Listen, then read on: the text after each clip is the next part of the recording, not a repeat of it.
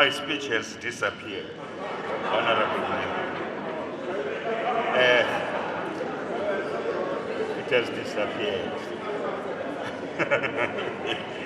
Thank you very much, Madam Speaker, Honorable Ntombi Linting Mingwe, the Deputy Speaker, Honorable Nomvuyo Mhlakaza Manamela, the Chief Whip, Honorable Mzi Kumalo, members of our Executive Council, members of the distinguished legislature of our province, and leaders of political parties, executive mayors of our municipalities in Gauteng, including our host mayor, Executive Mayor Mpho Phalatse,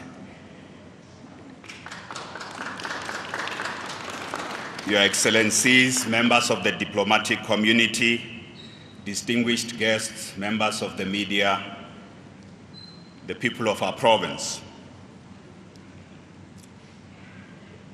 Thank you so much, Madam Speaker, for giving us the opportunity to deliver the 10th State of the Province address of the 6th Premier of our province.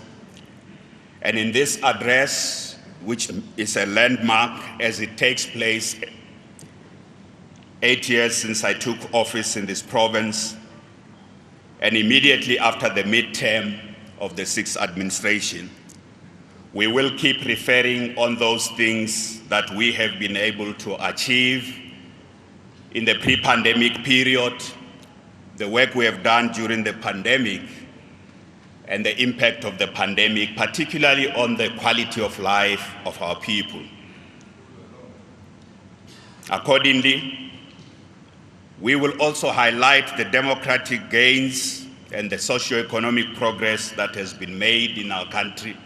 And where there have been reversals, we will highlight those reversals. It is important that our SOPA takes place almost 2 years into the pandemic that has created a huge negative impact and threatened the existence of humanity. Humanity has been battling the public health emergency caused by the outbreak of COVID-19. It is not just for us that winning the battle against COVID was the immediate priority. It was for all governments that matter to do so, for business, for civil society, and indeed for the whole of society, that the COVID-19 pandemic was declared a priority. So as we meet here today, Madam Speaker, I'm glad to say that COVID-19 pandemic is under control due largely to the massive vaccination program that has been undertaken both in our country and elsewhere in the world. And that vaccination program has significantly broken the chain between infections, hospital admissions, and death.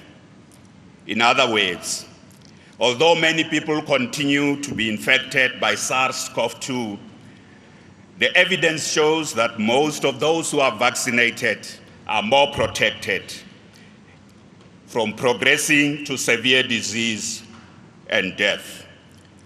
We have also worked together with the public and the private sector to vaccinate more than 5.3 million people in our province, having administered 8.6 million vaccines. These 5.3 million individuals are much more secure today than ever before.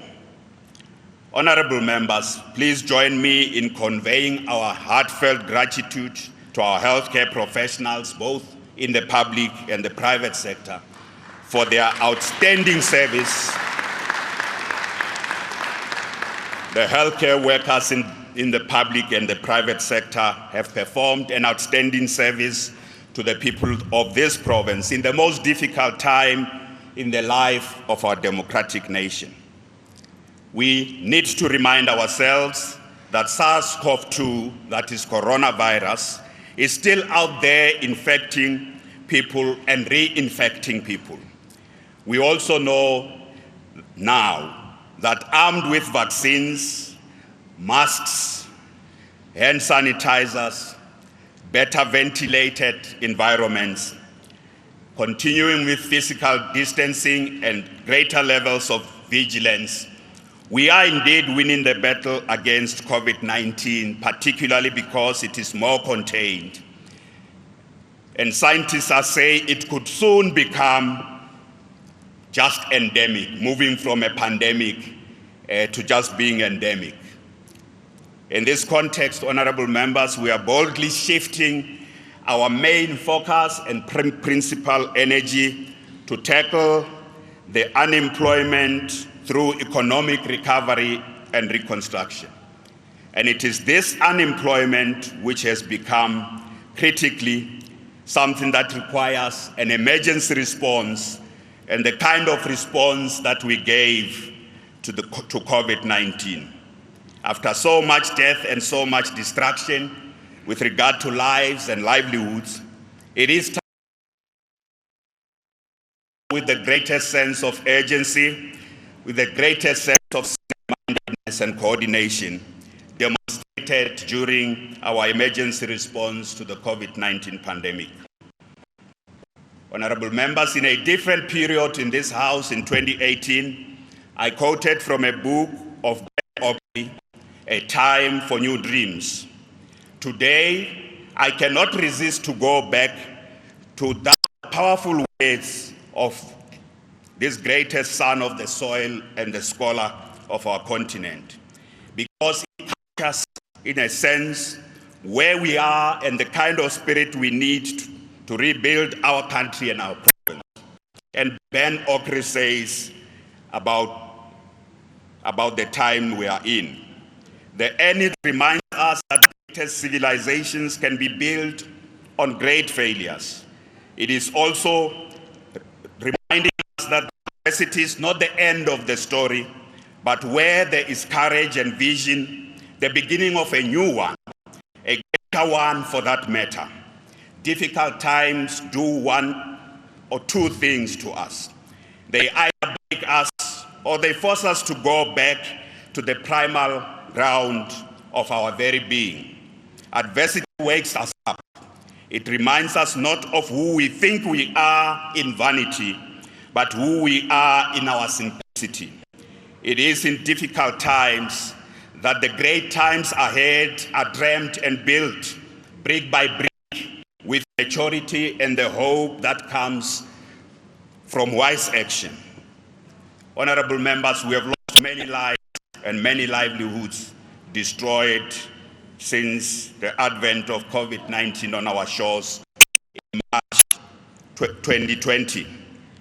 Even with the scale of the adversity we have faced and some of our failures to respond adequately, we swear and we vow that this difficult time shall not break us. We shall rebuild and renew and move forward.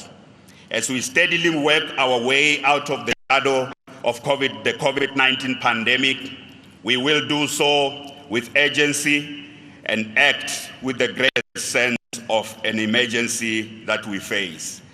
We will act with agility because unemployment has become a crisis. We have to rebuild and protect our infrastructure. The state of our infrastructure, the dysfunctional state of our infrastructure, and therefore our inability to deliver basic services to our communities constitutes itself an emergency. The increasing levels of crime and the sense of insecurity amongst our people requires an emergency response. Corruption requires us to respond in that same emergency mode we did during the fight against COVID-19. So, Madam Speaker, in this State of the Province address, it's all hand on deck as we move forward. And we have titled this State of the Province address from the public health emergency to the economic and service delivery emergency. And in so doing, we are also speaking to the leaders in local government. The way we work together during COVID-19 is the same way we must work together in response to these other emergencies that we outline in this speech. We have learned many lessons in our battle against COVID-19. These lessons include social mobilization and social compacting, promptly and decisively acting against crime, including taking action against corruption, interdepartmental and intergovernmental collaboration and cooperation to break silos. So as we make the economy and jobs the center stage and the number one priority in the next 2 years, we will also work closely with national government, our municipalities to accelerate service delivery and focus on improving infrastructure, as I said. This includes access to housing. We saw during COVID-19 that there are certain interventions we can make to respond to the crisis of homelessness. Access to energy and electricity. We have a huge crisis. Many of our communities that gain access to electricity are facing an erosion of that as they are getting switched off and there's load shedding all over again. Access to clean water, access to sanitation, road maintenance, visible policing, quality education, and quality healthcare. I want to repeat that we have a serious crisis of underinvestment and poor maintenance of infrastructure, which requires an emergency response.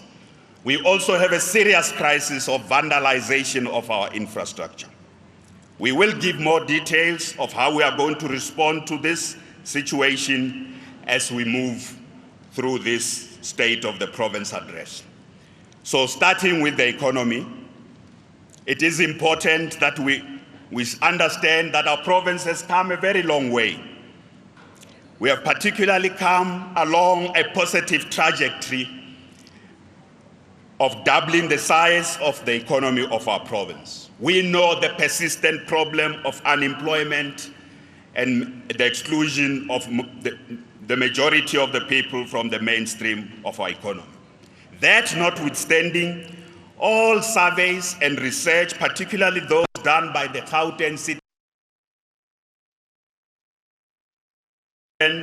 have shown that Gauteng Province was on a continuous investment and real improvements in the quality of life of our people. Even in the smallest municipality, the positive trajectory of investing in infrastructure and providing basic services. There was a period in our province before 2019 where most of our municipalities were doing well.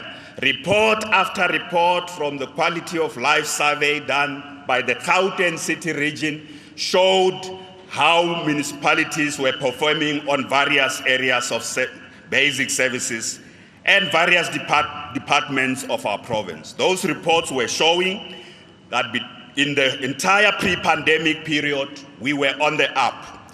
Yes, there are persistent problems, and some of them have become much more prominent since 2019. For example, between 2015 and 2020, the economic output of Africa, which was dominated by 3 countries, which is Nigeria, Egypt, and South Africa, had at the back of that the significant role played by the Gauteng economy as the industrial hub of sub-Saharan Africa. We know for a fact that up to 2020, Gauteng was the 7th largest economy in our continent, constituting 35% of the GDP of South Africa. As I say, even in the most difficult time as we tackle these other problems, we must always remember that Gauteng remains the key player in our national economy and the critical contributor to the continental economy. With our growing Gauteng Together GGT 2030, which is our provincial plan, we want to cement our position both in our country and in our continent by doubling the size of our economy. Of course, it's not enough just to have growth, GDP growth. We also want to double the number of people employed in the Gauteng economy. We want to increase exports, particularly into the continent. We want to drastically reduce poverty, and promote economic empowerment of those previously excluded. GGT 2030 outlines each of those areas. And in today's State of the Province address, I will give indications of how we have been working, and we are working particularly with the private sector to make interventions in sectors and in specific corridors of our province. GGT 2030 prioritizes the transformation, modernization, and reindustrialization of the 10 high-growth sectors of our economy, which have been outlined in several State of the Province addresses. It also prioritizes the building of special economic zones in all the 5 corridors of our province. GGT 2030 prioritizes the economic transformation and revitalization of our townships. Learning from our COVID response and appreciating the current challenges we face, increased levels of unemployment is at its worst at the moment, and that youth unemployment constitute particularly a serious crisis and emergency. We would like to report that we have established the following interventions. Firstly, we have established the Provincial War Room, which brings together government and industry leaders in Gauteng Province to drive economic recovery, unlock growth in every sector, and create sustainable jobs, as well as supporting the growth of SMMEs.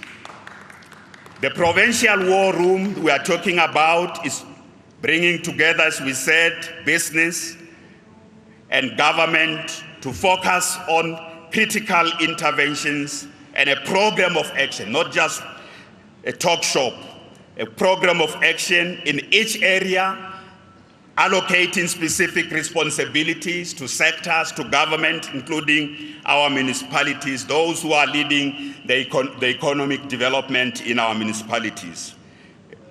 We are doing so with a strong sense, honorable members, that we need deliberate action to support all efforts, direct all efforts at creating jobs, both in the private sector. Yes, the private sector has the greatest possibility and potential to create more jobs, but to also unleash the capacity of our public sector programs and government programs that are job-creating programs.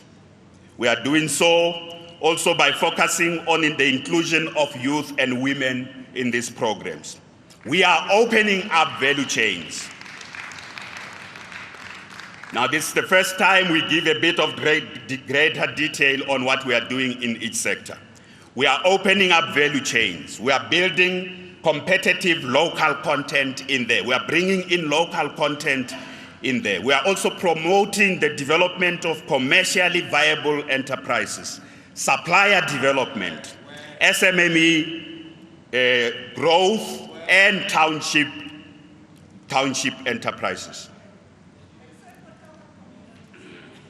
The War Room has now initiated quarterly sector action labs with industry representatives, focusing on problem solving and social compacting. We are working in partnership with the Private Public Growth Initiative, which is the facilitating initiative for this work, and we are now bringing organized labor into that work. We will also be bringing each of the state-owned enterprises and relevant national departments that are doing work in our economy to reignite growth in the Gauteng economy.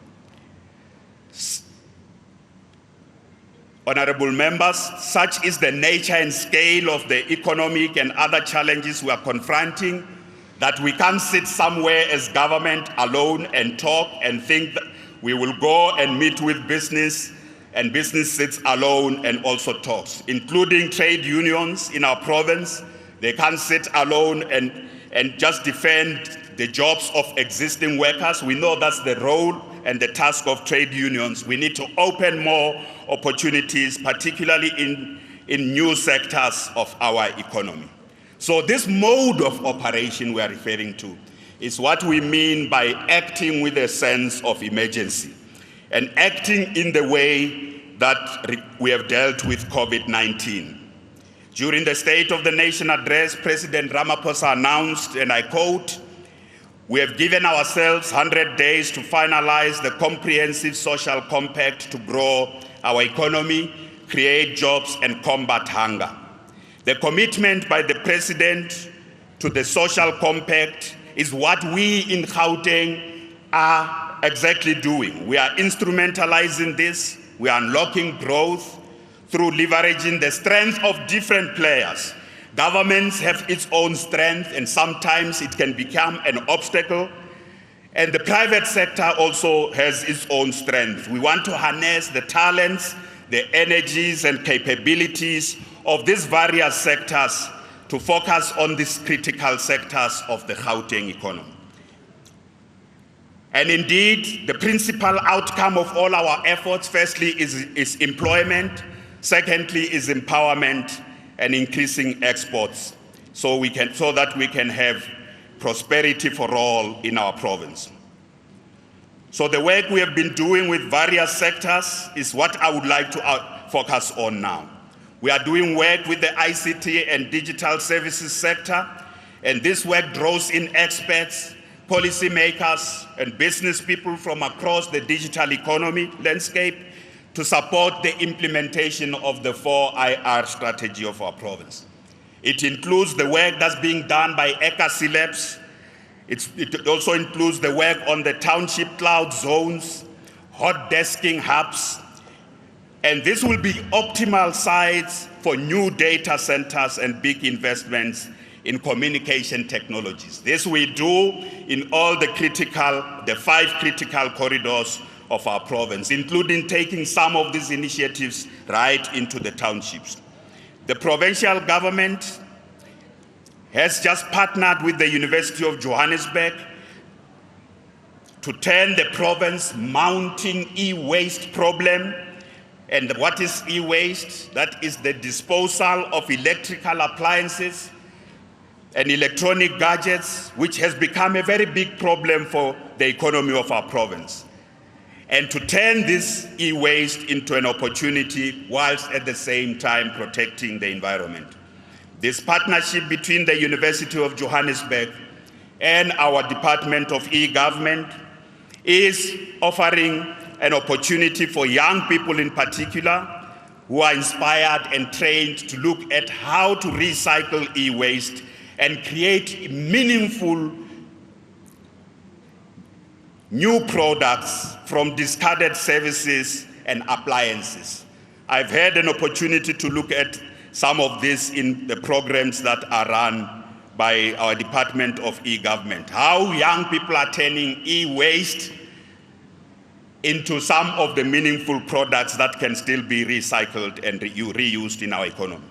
Secondly, we are working with the aviation industry and the tourism and hospitality sector here in Gauteng to build Gauteng Air Access Partnership, which will attract more passenger and cargo airlines to operate at OR Tambo International Airport as well as Lanseria Airport. We have been busy through the COVID period, engaging particularly through AXA and some of the airline companies to make sure that OR Tambo and Lanseria Airport become more competitive in attracting some of the major airlines, particularly for cargo and the growth of the passenger opportunities for the growth of the passenger airlines in our province. Due to the impact of COVID-19 on both the aviation industry and the hotel and restaurant subsector, much work is being done together with these sectors to promote recovery and unleash the huge employment potential in the Gauteng province, including on issues of the unique tourism opportunities offered by our economy. This is one sector through which we are doing work. In the food, beverages, and agro-processing, as well as agribusiness sector, we are working with the industry players and organized farmers in partnership with the Agricultural Development Agency to ensure that food security in Gauteng is addressed and to promote urban agriculture as a sector for huge employment and business opportunities.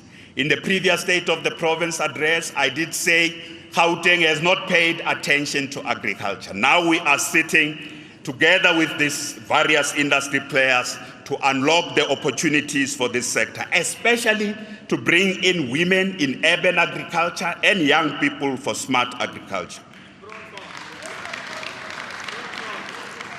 In the past 12 months, we have also been interacting extensively with the cannabis industry role players, and I have identified unique opportunities of this sector in Gauteng Province.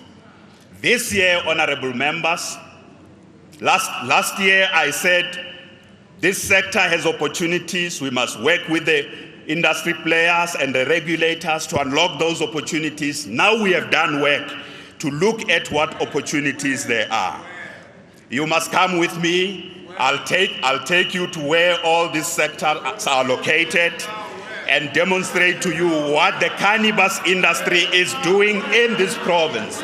There are many cannabis growers in Gauteng. There are also those who are not just growing, they are already processing.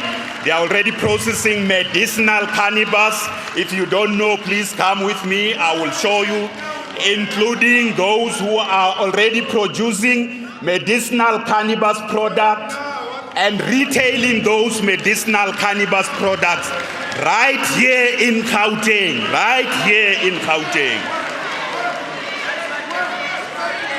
So the biggest challenge, honorable members,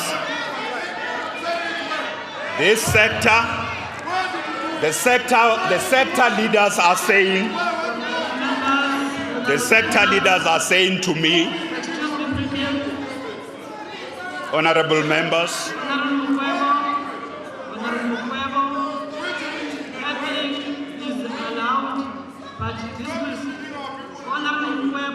I don't want you to go and smoke there. It's for medicinal purposes. So what is the critical issue being raised by this sector, honorable members? So this sector is saying the biggest obstacle they are facing is issues of regulation and licensing. They obtaining licenses, particularly from the regulator who's SAPRA.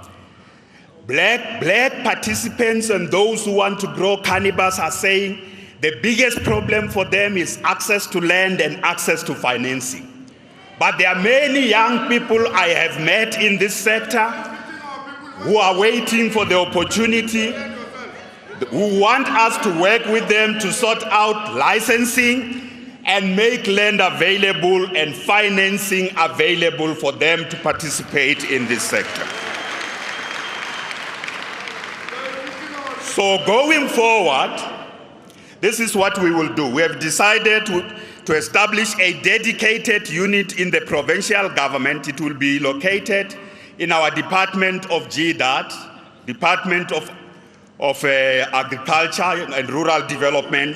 That unit will be dedicated, established there to work with the cannabis industry and national government to focus on unlocking these issues of licensing, attracting particularly huge foreign and domestic investment into the unique opportunities of the sector in Gauteng, and facilitating black and particularly youth participation in this sector.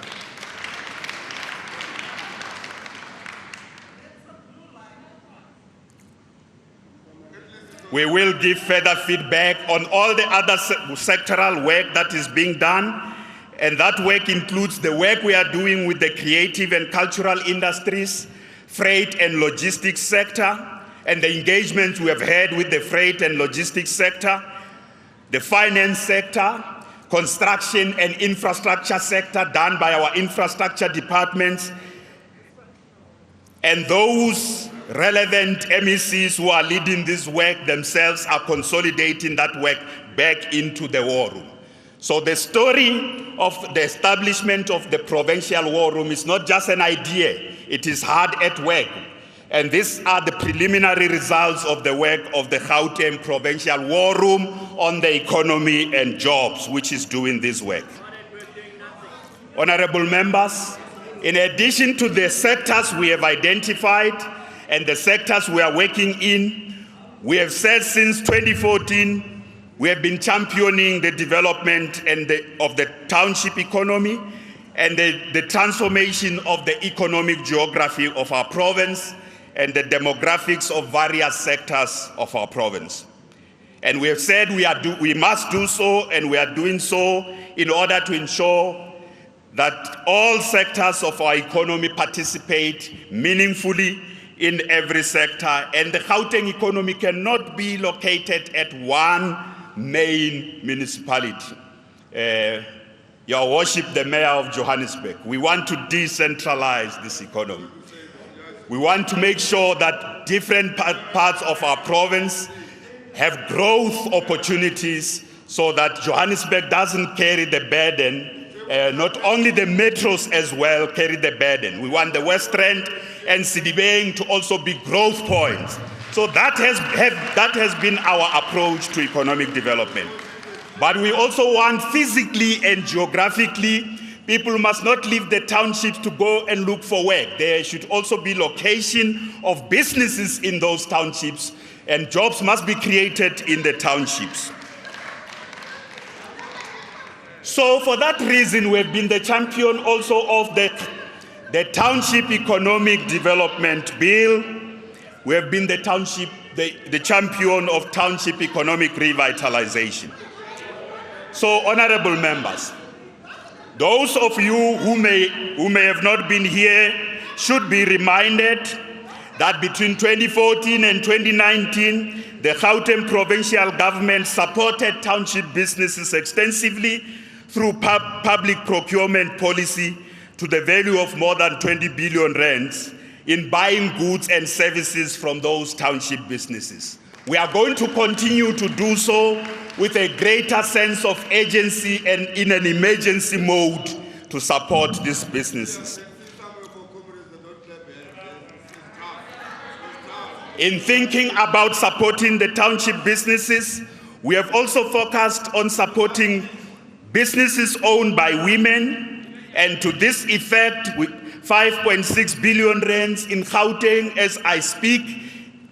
Over the period from 2014, 5.6 billion rand has been spent on businesses owned by women. The same applies to young people. 5.3 billion rand spent on businesses owned by young people. And with regard to people with disability, just 470 million rand. I know this is not enough. We've got 2% of Gauteng population are people with disability. Supplier development has been an important area of action. We have worked with more than 3,100 township businesses and township suppliers. We know very well that in the townships at the moment, and township businesses are waiting for one thing: the passing of the Township Economic Development Act. And, honorable members, this is in the hands of this legislature. I know, Madam Speaker, that the legislature public hearings are still underway, and our executive keenly awaits the legislature to pass this law so that I can assent. We keenly await the passing of this law so that I can assent. I want to repeat that the Township Economy Bill is about helping us to create new development regulations and do away with all those bylaws. We involved our municipalities in this. Many old bylaws that make it difficult for businesses to be established and to operate and to grow, including informal businesses. This is a new smart regulatory and supportive regime that this legislature must pass to ensure that we also formalize 90% of those businesses that are informal, that want to formalize, to enable them to really grow and get financial support. Secondly, this bill is going to also formalize the establishment of the Township Economy Fund. So the Township Economy Fund, as I speak, has grown to over half a billion rands. One of our war rooms, there are further discussions. We are bringing in more partners. It will grow to 800 million rands this year, the Township Economy Fund. So as soon as you pass the Township Economy Bill, the Township Economy Fund is available, is ready to support all this, the growth of these township businesses. So, honorable members, we really want to also create through this bill a legal framework that will enable the provincial government to support what's called township real estate. Often what is called the back rooms, where there's rent, lots of people are renting. Those back rooms, where lots of people are renting, the formalization of that process, that these are income generating opportunities for most of the people in the township. So their formalization that it's not illegal to have a back room and have people renting, because it is supporting livelihoods and incomes. But often mayors often these back rooms are overloading our infrastructure. They are not connected properly to sewer. They are not connected properly to electricity. Some of them are also not being built properly because they often all pay to the main house. And that's where we have many problems of the growth of the debt in our municipalities. This formalization will include turning the taxi industry ranks into business hubs and turning many of our township commercial nodes into high streets. This is part of what the township bill is meant to do. So the people in our townships have given us feedback that they really want the township economy bill to be passed now and this year. I have been saying last year it will be passed. It must be passed by this house. And they are all echoing in the public hearings. And if you are not in the public hearings, it's your problem. Honorable Mpapa will tell you, they all are saying that they want the opportunities to go to the local residents of our townships. That's what they are saying. They're saying these opportunities of the bill must not go elsewhere. They must not be hijacked. They must go to local residents of our townships to rebuild businesses in our communities. They've been echoing this with a great deal of urgency.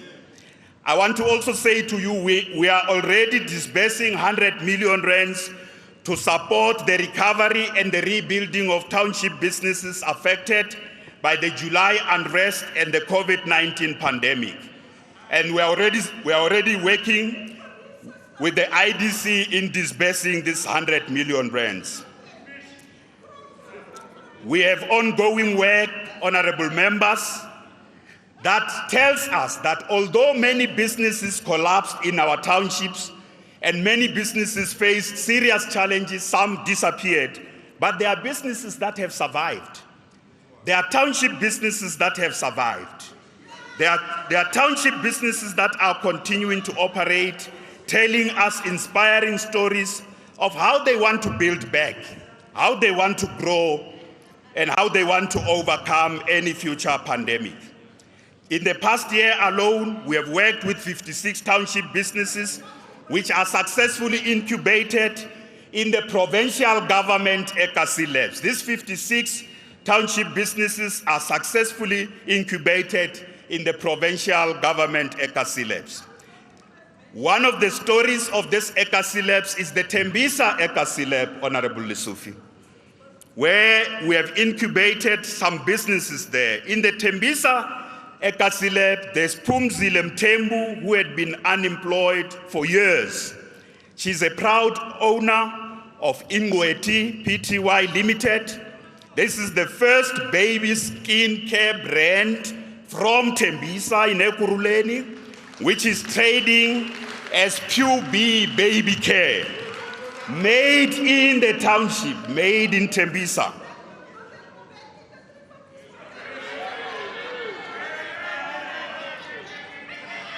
So, honorable members, so we're telling you about the 56 companies that are incubated. We're also doing ongoing work beyond the 56 companies. We are doing work with the township enterprises where we are making progress in the special economic zones. In the previous State of the Province address, I have reported extensively on the rollout of SEZ. I just want to do an update. Firstly, with the construction of the Tshwane Automotive Special Economic Zone, which was built in the midst of COVID-19. This is a special economic zone built in the shortest time in South Africa in the midst of a pandemic. That Tshwane Automotive Special Economic Zone is progressing very well, honorable members. And this year, it will produce the first new Ford Ranger in June this year, the first new Ford Ranger made in South Africa, made right there in Tshwane in the Automotive Special Economic Zone. I want to give you an update, honorable members, if you visit the Tshwane Automotive Special Economic Zone and there are people who don't know where it is, they'll ask where. There are 12 companies there. There are 12 component manufacturers who are working with the OEM, that's the original equipment manufacturer called Ford. They are already working as I speak. Many of them are already manufacturing whilst work of construction is going on in that special economic zone. There is a great sense of emergency when you get there. You can see, even as they complete construction work, others are already manufacturing. That's the sense of emergency, the emergency mode we need, which is being demonstrated in the Tshwane Automotive Special Economic Zone. I also last year made a commitment, honorable members, that there will be 3,228,000 jobs, and we have exceeded that target as I report now. The new jobs created between the last SOPA and now, our target was 3,228. We have 3,440 jobs that have been created in that. In the last SOPA, I reported that R500 million in that SEZ has been spent on the township businesses, has been spent on supporting township businesses. I am very happy to say R1 billion has now been spent on supporting SMMEs and township businesses. So that amount has doubled in the period. And honorable members, I want to tell you a story. In the Tshwane SEZ, there are no disruption of projects. There's no stoppage of projects there. The township enterprises and the SMMEs there and the communities involved in defending the development and the project construction going very well there. Let's give the people of Mamelodi a big round of applause.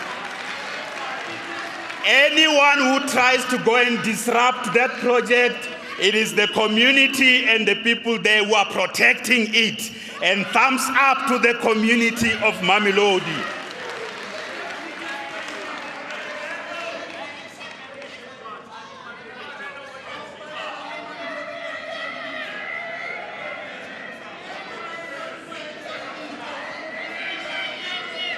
So, honorable members, it's all systems go in the Tshwane Automotive SEZ. It's the best example. It's the best example of how to build an SEZ. It's the best example of how to collaborate with the community. It's the best example of how small business, women, youth, and township businesses can participate in the value chain of a big investment of $1 billion by Ford Automotive Company in South Africa. So we want to carry this lesson to the other SEZs. So I want to move to an update on the Vaal River SEZ. So last year, the people of the Vaal, last year we gave you a report of the work we were doing. We reported to this legislature. I have an update for you. In October last year, In October last year, in the midst of COVID-19, we convened a conference, an investment conference in Sidibeng, and at that investment conference, we had not foreign investors, we had businesses, South African businesses. Of course, there are others that came later, but most of those are South African businesses that made a commitment of 45 billion rand to invest in the Vaal River SEZ. Those businesses said they are ready. All they want is construction work to begin in the Vaal River SEZ. So the Vaal River SEZ will host the new Vaal River City, the Green Hydrogen Innovation Hub, the Cannabis Hub, and someone who wants to see the Cannabis Hub in the Vaal River, in the Vaal, come with me. As long as you promise me you don't want to smoke, you want help for medicinal use. Agro-logistics and Erythropolis, the aerodrome, the air freight, and the revitalized steel industry. So we said last year that the Vaal River SEZ company has already been registered. A PMO has been established. There's a project manager of the Vaal River SEZ. I can also update you that the 4 municipalities in the Vaal, the district municipality and all the local municipalities, all of them, and I want to say all of them, they have put on the table land of more than 7,000 hectares. And they brought the land because to develop a massive industrial zone, you do need land. So I really say, I say thumbs up to the municipalities in the Vaal. They are run by different parties. They are run by different parties. They have cooperated, they are collaborating with us. They've brought land on the table to say, we are ready to work with you. So going forward, the critical issue in the Vaal River SEZ is to move now to unlock bulk infrastructure. We have a commitment from the DBSA to invest in bulk infrastructure up to R1 billion in that area. So we are working hard and fast in the Vaal, with the Vaal municipalities, to unlock this 45 billion rands. These are not fairy tales. The investors are real people. The money is real. The municipalities are real leaders who are committed to real development. So the new update about the West Rand, we reported about the West Rand agro-processing hub, the development of that. We are glad to say that there's been an additional, just between the last SOPA and now, an additional 20 billion rands pledged to Maximum Group and a number of companies to help with the development of agri-processing and industrial development in the Vaal. And some of those who are involved in that development is AfriBees, they are here, and Maximum Group, they are here. These are real business people. They are saying to us, even if government, you are still delayed on other things, we are already on the ground. It includes Basmark. Basmark is expanding its operations, its factory, which is in Randfontein, to relocate it next to N12. Basmark also is ready to expand its factory there. And the mining houses are ready to work with us on unlocking green hydrogen and also growing urban agriculture in that special economic zone. Honorable members, that is the West Rand. The President has spoken extensively. The President has spoken extensively about the Lanseria Smart City. So what is the latest report? We are working with the city of Johannesburg, Mogale City, and let me say to you, it doesn't matter who governs those municipalities. We work as government, not parties. We work as government to unlock this development. It doesn't matter in Gauteng which party governs with which municipality. The key thing is that we, elected by our people in municipalities and in the province and national, must work together. So we are working together with Johannesburg. We are working together with Mogale City. We are also, Tshwane is the latest because only a small portion of of Lanseria is in Tshwane. We have now appointed a PMO there, but the critical challenge on the Lanseria is the following, honorable members, is the consolidation of land. We have a huge investment awaiting this unlocking of this land, a huge investment, a high-tech type of investment in that area. So in the Lanseria area, the big problem, unlike in the Vaal, we said to you, the municipalities brought the land. That's why we can just immediately do bulk. In Lanseria, what is the big problem? The land, there's no government land in that area. Of course, all the landowners have been engaging with the different government departments, and it is absolutely important that this year we move. Because again, what is the critical? The DBSA is also ready. The DBSA as an implementing agent is also ready to roll out bulk. And I am awaiting the announcement by the Minister of Finance about some of the assistance provinces are going to get on bulk investments to unlock growth. I'm awaiting that announcement. And we are looking forward to moving this year. Of course, I say, in that, with the Lanseria Smart City, the critical issue is unlocking the land. The investment on bulk is readily available.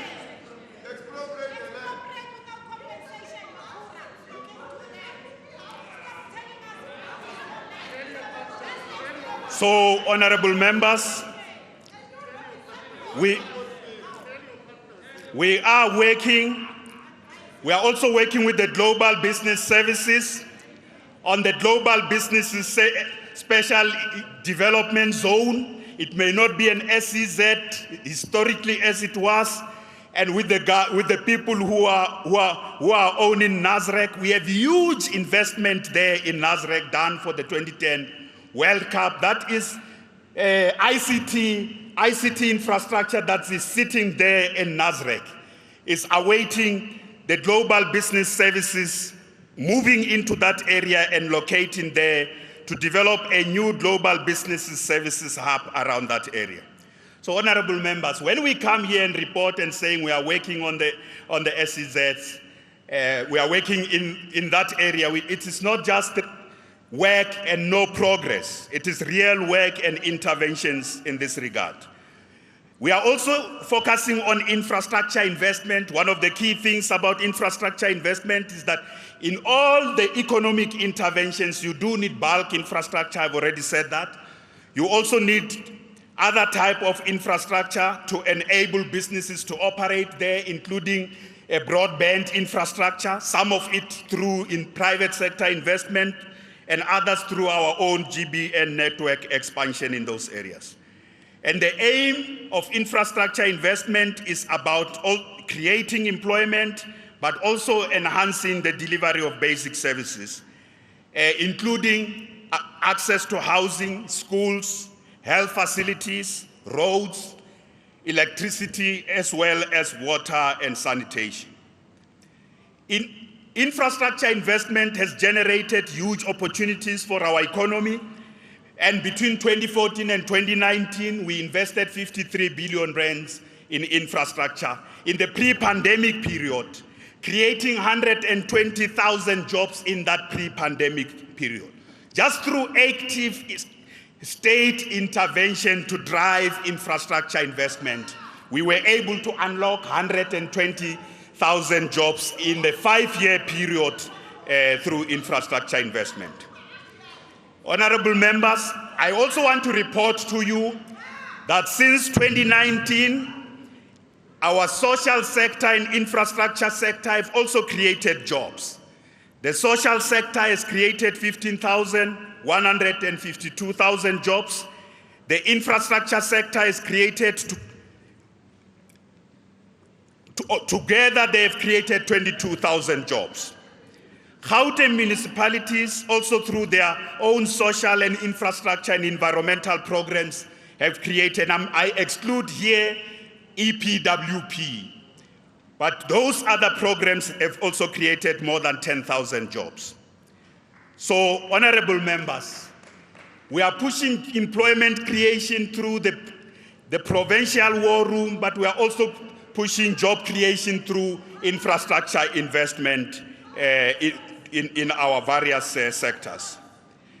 We are expanding broadband access. We are expanding broadband access, the details of which you will get, ensuring that this will support our economic development and industrial zones. We are also hugely investing in skills training for young people, particularly in digital skills, including giving opportunities to emerging digital entrepreneurs in our province. And this is the most detailed report we are presenting to you. Some of the details I am going to move beyond some of those details. So, honorable members, we committed that we will rehabilitate 18 arterial roads. In this report, I am giving details of the work and the specific roads that we have been working on in this report. I'm not going to take you through all the roads in detail. We made a commitment of the 18 roads. We are reporting road by road, area by area, including where some of the roads are bedeviled by the stoppage of projects or delays that are as a result of inefficiencies in government. If you say which road the state of the province address has got them, I know. Come with me, because P158, that's N14 phase 2, P158, it will not help you to do this. So, honorable members, our road program is also unlocking economic opportunities in different parts of our province. We are also ensuring that all our investments in other infrastructure programs such as human settlements infrastructure, the GBN rollout also lead to the empowerment of those who are previously advantaged. And the details of that you will get in the speech, as we have done a very detailed speech for you. So, honorable members, I want to say the most disturbing thing with our infrastructure projects again is the stopping of projects. It is worse in Tshwane. The stopping of projects is the biggest problem. But I am glad that the South African Police Service, led by Provincial Commissioner Lieutenant General Mawela, and his team of detectives have been arresting and making sure that this infrastructure criminal network is brought to book in our province. They are causing serious damage. They are stopping our infrastructure projects. They are scaring businesses which are operating in different areas. So it is absolutely important that we appreciate the work that our police officers are doing in this regard. The other key problem with our infrastructure projects, honorable members, is delivery on time and at cost. Our infrastructure projects, big problem, delivery on time and at cost. For that reason, we have now established an infrastructure war room that will also bring business players who are leading different infrastructure projects, and the police and our different implementing agencies, including the Department of Infrastructure Development. They are going to be brought in there at the hub to deal with every aspect of infrastructure.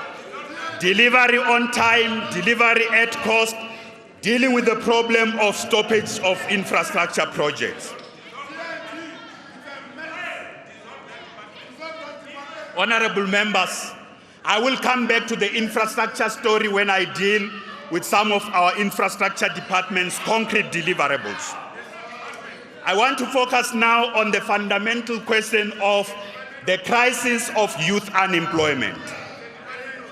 The crisis of youth unemployment is something that requires an emergency response. The future is youth, and young people are the future. The future is youth, and young people are the future. The level of unemployment amongst the youth has reached unprecedented proportions. So, for that reason, I want to first say that the Gauteng Provincial Government has introduced many youth development initiatives in the pre-pandemic period between 1994 and 2014. And in 2014, we moved that process to the next level by introducing the TSEPO program, which started as 500,000, and then it became TSEPO 1 million. I want to give you irrefutable data and evidence of what this program has done.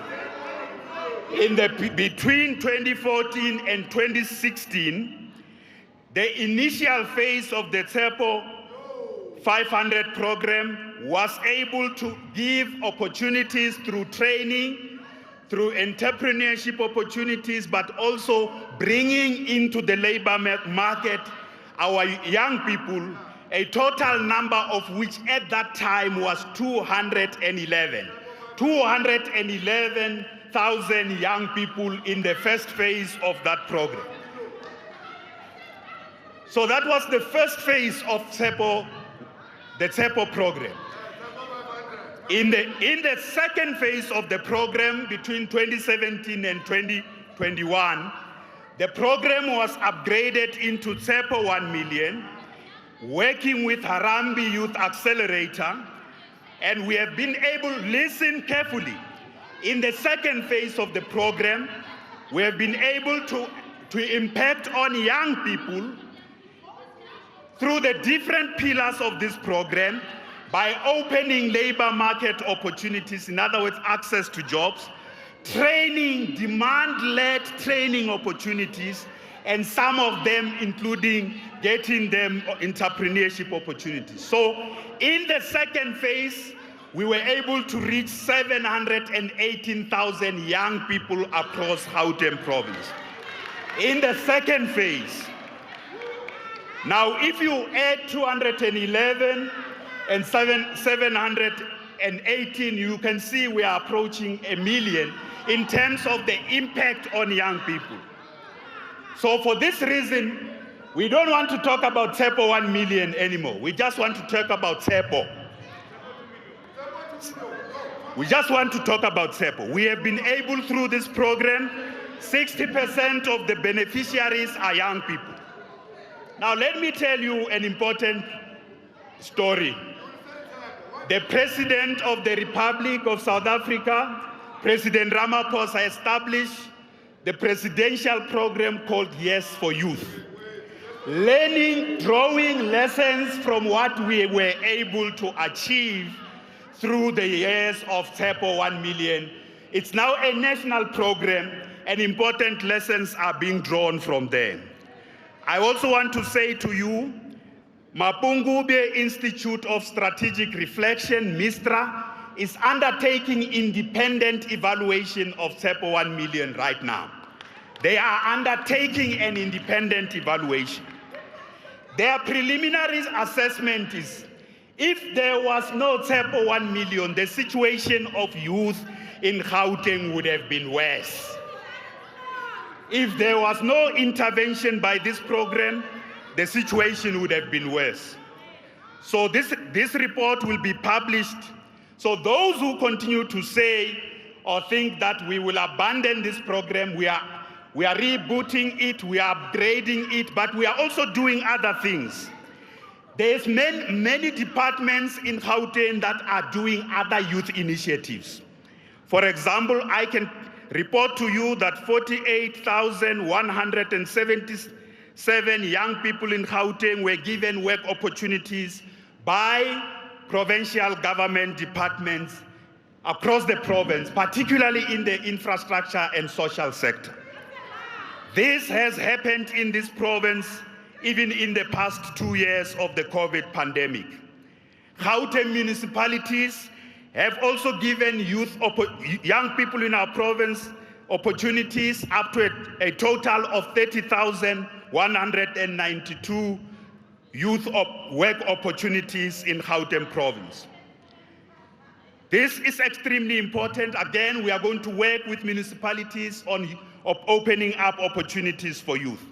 It doesn't matter which party runs with municipality, we are going to work together in Gauteng Province. The biggest intervention about young people is in our education system. And I'll return to this intervention in our education system. So, honorable members, how do we move forward with this program of TSEPO? There are two things we are going to do. There are two things we are going to do. It is going up, honorable. It is going up, honorable. Two things will be done. The first one is the consolidation of all programs done by different municipalities and different departments, including NPOs, everything that impacts on young people, from health to e-gov, to human settlements, to road construction. All the programs that impact on young people are being consolidated. So the Premier's office, this consolidation will result in the following. In preparation for this integration of all these initiatives, I want to announce to this House that this year, very soon, I will appoint a civil society advisory panel led by young people of Gauteng, a civil society advisory panel led by young people in Gauteng, to be the ones who work with government to make sure that government responds comprehensively to all areas of concerns of our youth.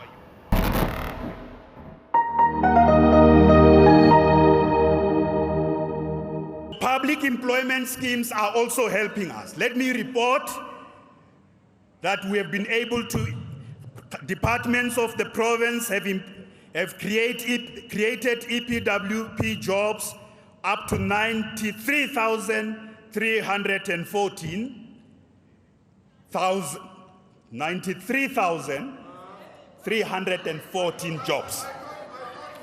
Plus, municipalities in Gauteng have created 55,000 jobs. So if you combine 93,000 plus 53,000 EPWP jobs, we know EPWP are not permanent jobs, but they have been able to help a lot of people in Gauteng to put bread on the table.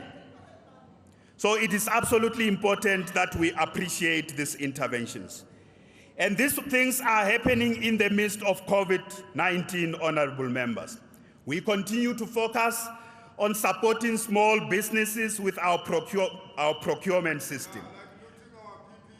We continue to ensure that the Gauteng Provincial government will support businesses owned by women, owned by young people, people with disability, and black businesses in general. So as we do that, honorable members, let me return to our greatest source of pride in Gauteng. Education is the greatest source of pride in Gauteng. It's the greatest source of pride for every family, is the greatest source of pride in our province. And as Gauteng Province, we have done extremely well with regard to education in Gauteng. The performance of the education sector in our province, especially between 2014 and 2019, has been above 85%, year on year, above 85% for grade 12 results. In the best year, we got 89% and we were number one. But we continue to be amongst the top two in the country. We must acknowledge the work that is being done by our districts across Gauteng Province. Our districts are always in the top 10, either 4 of them or up to 10 of them in the top 10 in the country. We have also increased throughput rate from 79% to 84% with the last grade 12 results. So, honorable members, we are doing extremely well. We are continuing to focus on ECD.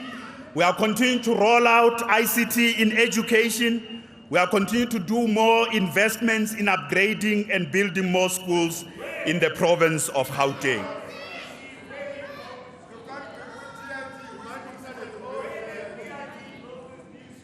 I must say that children in our townships are also our greatest source of pride. And schools in our townships are also a greatest source of pride. There are schools in Gauteng. A few years ago, these schools were getting less than 50%. Today, they are counted amongst 100%, achieving 100%. And these schools are in the townships in Gauteng province. So, honorable members, we have invested since 2009 2.2 billion rands on bursaries for the children of Gauteng to access higher education. And we have exceeded 30,000 students we have been able to fund to access higher education in Gauteng. Whether you like it or not, they exist. These students give us very, very good feedback. Many of them they do come back and say, we appreciate the support you gave us, but the biggest problem is access to the labor market for these learners. And that's very important intervention that we are making. So the GCRO continues to fund a lot of our students in Gauteng province to ensure we achieve the objectives we have set ourselves. There's many things we can say on education. I want to move to an area that's extremely important for us.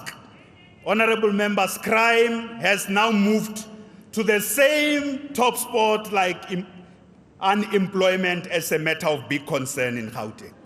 We have just conducted the latest survey, not just the stats from the police. The latest survey says crime levels are so high, it now competes with unemployment as the greatest issue of concern in Gauteng. We have reported, honorable members, in the last State of the Province address, the work we are doing to support the police in Gauteng.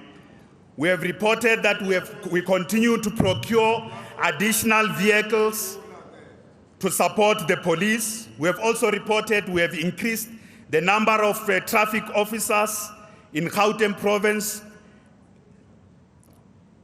At least 264 of those have already been appointed. We are working with CPFs and patrollers across the province to tackle the issue of crime. I want to say to you that the police through Ukai Mulao have been working very, very hard to chase the criminals in Gauteng province. Through Ukai Mulao.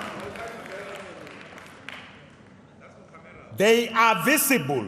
The police are visible in various communities in Gauteng province. We know the criminals are making life difficult. I want to assure the criminals that the South African Police Service, at least under the leadership of the Provincial Commissioner General Mawela, I know that they are getting more and more of these criminals behind bars. Under the leadership of General Mawela, more and more criminals are getting behind bars. We are confident that even amongst those under the leadership of General Mawela, the police service is being cleaned up. Corrupt elements amongst the police are getting disciplined and others are getting prosecuted, completely fired from the police service.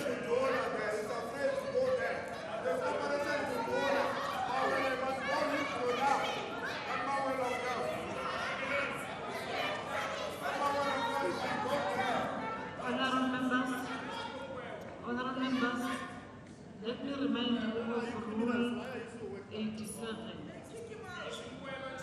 Please, I'm also worried that Noise pollution might also affect our ears, but others will also get sore throat for making a lot of noise. Please,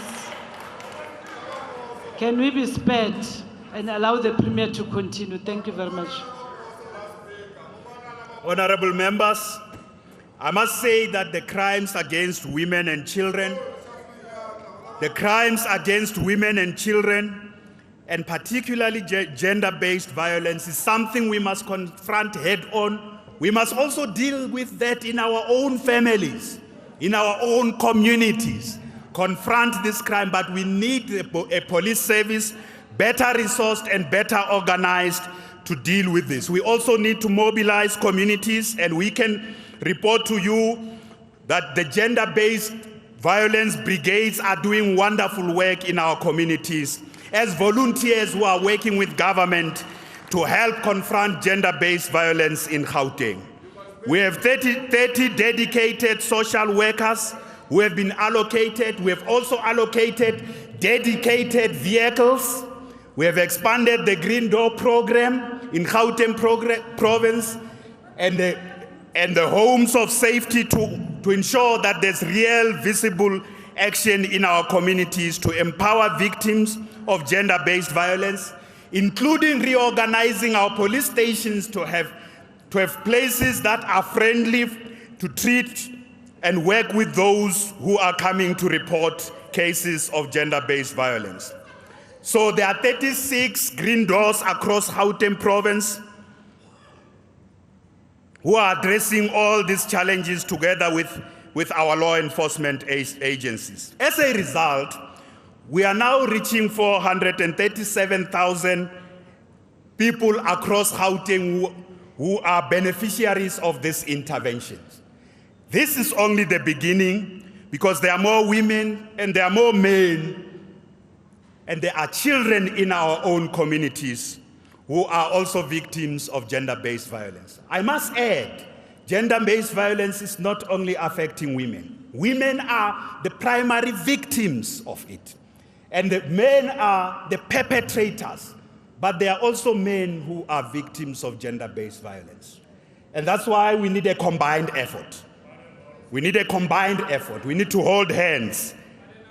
And we need men who can come to the fore and not just say not in our name, but practically work in all these programmatic interventions.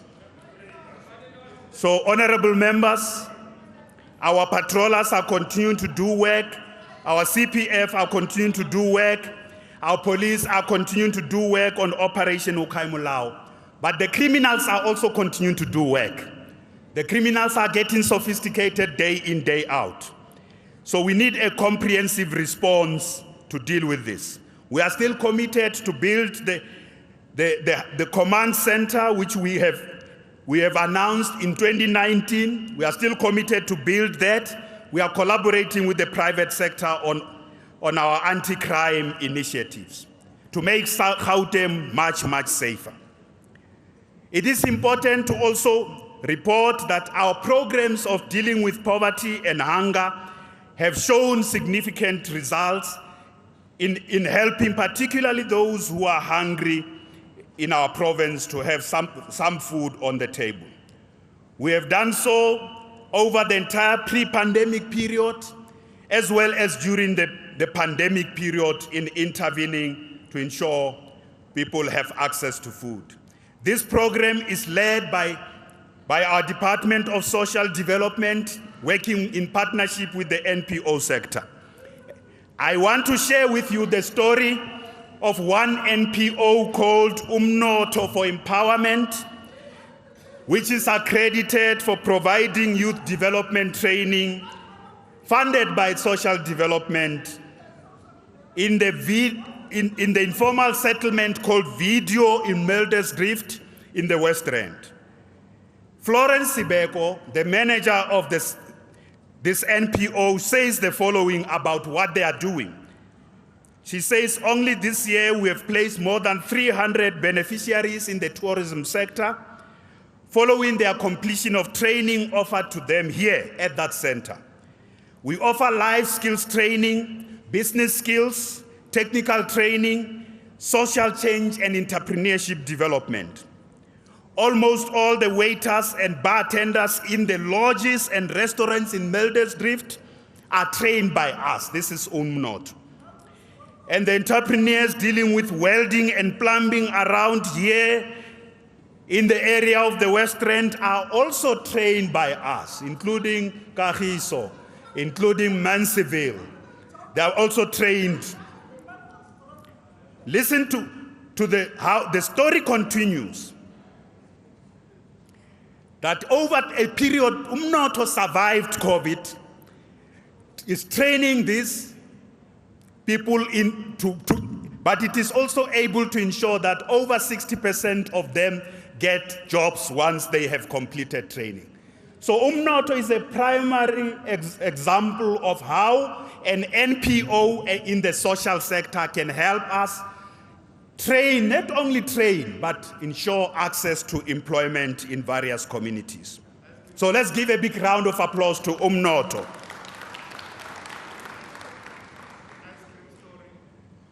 So honorable members, our food security program has benefited over 2.8 million people only just during the period of COVID.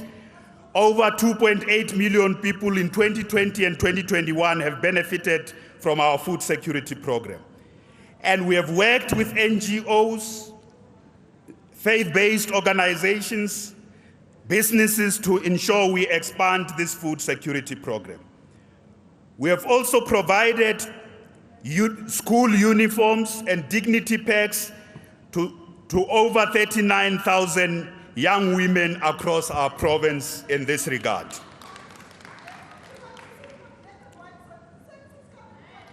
So, honorable members, those who take it for granted that not having food on the table, not being able to feed your children can be a very heart-wrenching and embarrassing and heartbreaking thing. Those who take it for granted would not understand why this food security program is so key for millions of people in Gauteng who need government help and government intervention. So it's something we are going to expand and we will not abandon. Our Department of Agriculture has also been expanding its work on the development and support for small-scale food producers, including emerging farmers across Gauteng Province in many respects. A total of more than 701 smallholder farmers were supported in Gauteng Province, supported in various forms, working in partnership with the Canadian Chamber of Commerce in Gauteng Province. And there's more work that we are doing to reach out to communities where food security is a real problem in Gauteng Province. So, honorable members, it is absolutely important that the work we are doing has a full impact across, firstly, in mitigating the impact of COVID-19, but food security is also linked to the state of health and the state of well-being of people. If people don't have enough to eat, it becomes a health problem. So it is against that background that we say the healthcare sector in Gauteng carries one of the biggest burdens as the biggest healthcare system in Southern Africa. It is the largest healthcare system in Southern Africa. It carries a big burden with regard to treatment of people, over 30 million people across the country and the sub-Saharan Africa have access and use our public healthcare system. The backbone of our public healthcare system is the following. Honorable members, the clinic, if you want to know in Gauteng what really works well in the healthcare sector, our primary healthcare clinics are the backbone of our public healthcare system. Often we look at the hospitals where there are major problems, and there are a lot of hospitals where there are major problems. There are hospitals where there's outstanding work happening there. But our primary healthcare clinics are doing very well. 91% of them were just assessed for 2021 in 2021, and 334 of those have achieved ideal clinic status. They are not assessed by us, they are assessed by national. This is a comparison across 91% of our clinics in Gauteng are performing satisfactory service. 91% of them. And there are, as I said, there are problems at different levels. Our district hospitals, as well as our tertiary hospitals and central hospitals, with those 60% of them have achieved ideal status. You can see the gap there, because a lot of those ones are faced by the following two critical challenges. The first one is the state of infrastructure. Poor maintenance of infrastructure, especially in our hospitals, is a big problem. Secondly, the second problem is they are overloaded. They have huge human resource demands. The number of healthcare workers versus how many people those institutions are saved, the gap is huge. So human resource is a big issue in our public healthcare system. Infrastructure maintenance is a big issue in our healthcare system. It's a critical issue. And lastly, institutional instability, including leadership instability of the healthcare system at different levels. So we give an indication of the top 10 hospitals we identified, where we said work must be done and what has been done in this work. But we must tell you that one of the biggest problems, and I'm going to come and give a report on Charlotte Matleke, one of the biggest problems is the cost and how long it takes to do work on infrastructure, including the infrastructure of our public healthcare system. I have spoken about cost of infrastructure before and delivery on time as the big issue that we are going to be focusing on.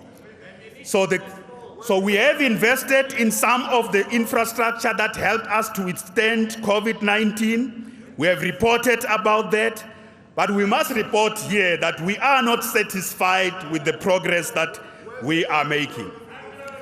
And I've said, since 2019, we have also appointed 33 out of 37 CEOs into the posts that exist to address the leadership issue in our healthcare system.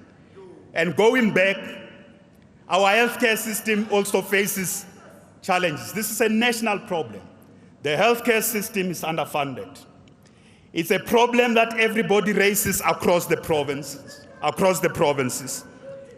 Whereas we can do everything we must with the resources we have, and they must be directed to the institutions, particularly to address human resource and infrastructure maintenance. But going forward, we are also going to do things differently. We are going to do things differently, honorable members. One of those things is that we want the Department of Health to be able to maintain infrastructure, the health infrastructure itself. We want the Department of Health to be able to do maintenance of its own infrastructure. It's not only the Department of Health. There are several departments that are doing projects that are saying they can deliver their projects at cost and on time. And those departments also themselves, we would like them to prove that they can deliver their project on cost and on time. We are not shutting down DID. We are not shutting down DID. There are interventions that we are making in DID, including the problems. Current investigations have led to the suspension of a large number of officials. You know, one of the important things we are also doing with DID, we are the first province to establish a Department of Infrastructure Development. You know, Honorable Dlamini. Now the Western Cape has just announced that they are establishing a Department of Infrastructure Development. Now others want us to disband the Department of Infrastructure. No, we will not do so. We are going to reposition. It can't do everything for everybody in this world.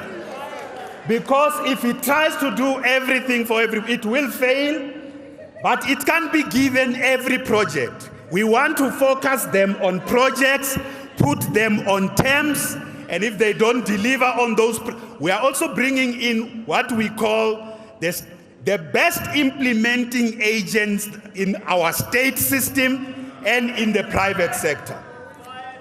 And let me tell you, that's what we did at Charlotte Maxeke. We have brought in the DBSA. Firstly, we have given the Department of Health as the responsible department to take up responsibility, working with National Health Department.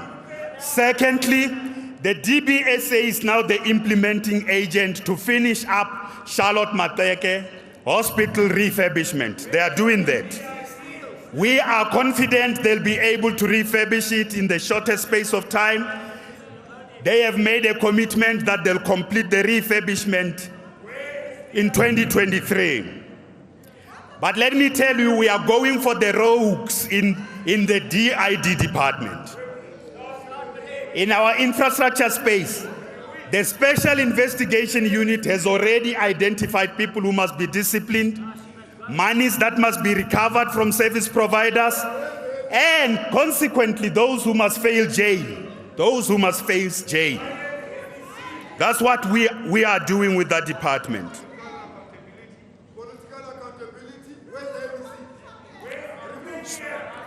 So, honorable members,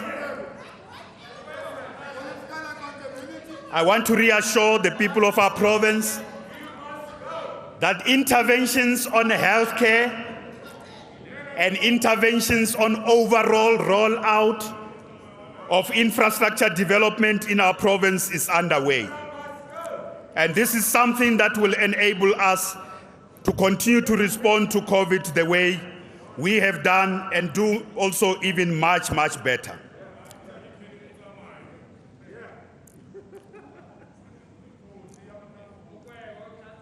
So we have a detailed report to the people of our province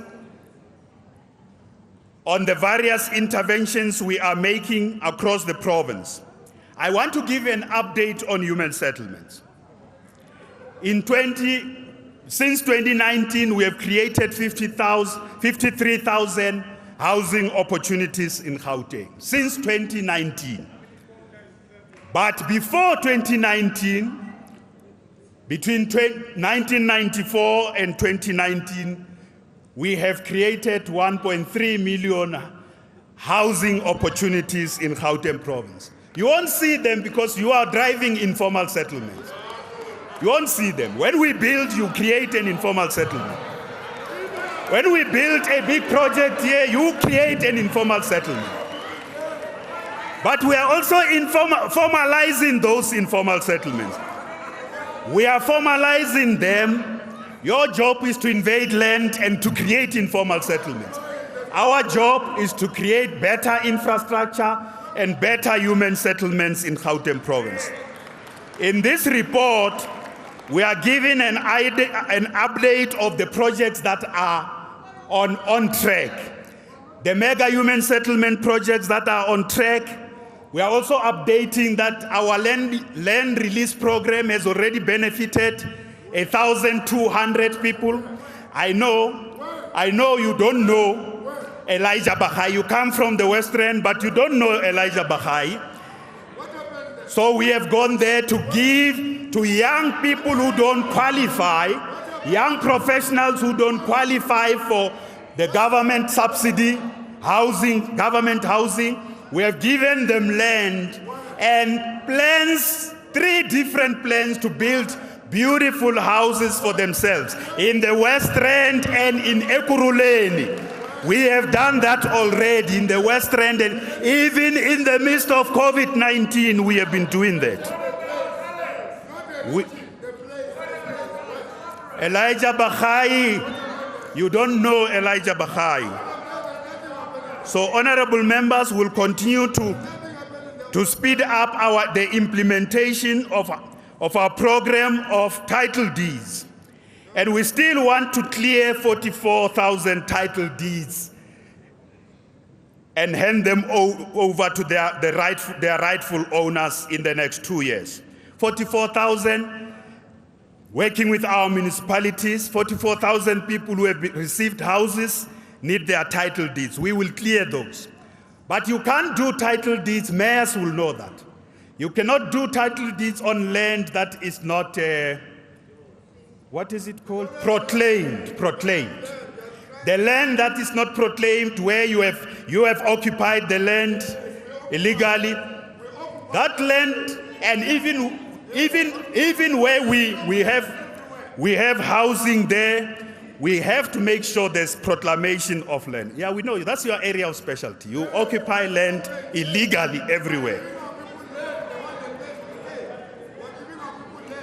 So, honorable members, I would like to say that we have also released 28 properties, because we have a program on property release, identifying government property and land to hand it over to particularly township businesses and black businesses that want to invest in those properties and operate their businesses. So last year we acquired 28 properties for this purpose, and we are now speeding up the process of releasing these properties to those who want to use them in Gauteng province. We have upgraded 181 informal settlements, and we are focusing on 6 hostels in Gauteng. Only 6 hostels will be the focus of the Gauteng Provincial Government. You agree, Honorable Dlamini? The Gauteng Provincial Government cannot be all over on the hostels. There are 6 hostels that are owned by the Gauteng Provincial Government. The upgrading of those hostels is currently underway. We are starting with bulk infrastructure. And I want to say municipalities must focus on the hostels that are owned by municipalities.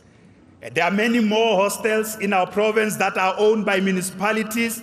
So our municipalities must focus on upgrading them at the same time that we are focusing on upgrading those owned by us. I want to say to the mayors, it is absolutely important that we focus on electricity, sanitation, and water supply in our province, including the upgrading of roads, using the budgets that the municipalities are having, and also bringing in national government departments such as water and sanitation, and SOEs such as ESCOM in dealing with problems of electricity and water supply in our province. I want to recommit that this is the work we are going to do with our municipalities. So extensive work is being done on social cohesion, and social cohesion is an important area of our work. We have had social dialogues in Gauteng province to foster social cohesion. We have also provided support to 2,984 artists and sports practitioners who are affected by COVID-19. 2,900 of them were supported by the provincial government during the most difficult time of COVID. And the national government's program also benefited a lot of Gauteng artists. I also want to say to you, honorable members, we have legends and very successful sportsmen and women in our province and artists who are here. Please join me in welcoming our legend, Don Laka, who has joined us here today. Don is there at the back. There's Amapiano. Amapiano is a genre that comes originally from Gauteng. There are the Amapiano young people who are here. Where are you, Amapiano? Who are here? A lot of them are based in Tshwane. They've driven this very important genre in its evolution in our province. But I want to say Bradon this year is celebrating 50 years since his entry into the music industry. 5 decades.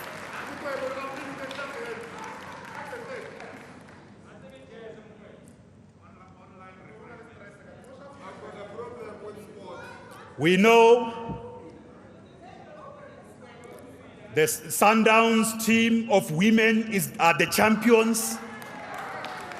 The Sundowns team of women, there they are the champions. They are the champions.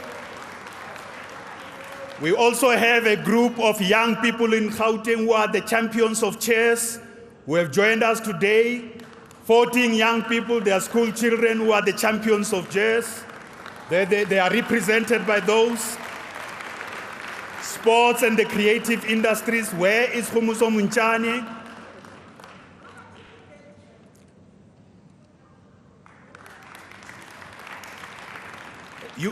You know she is a star. She is our star.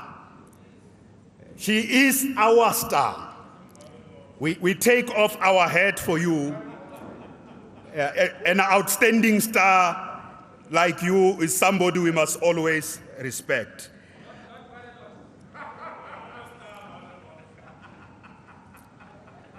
That's Khutatso Munchane.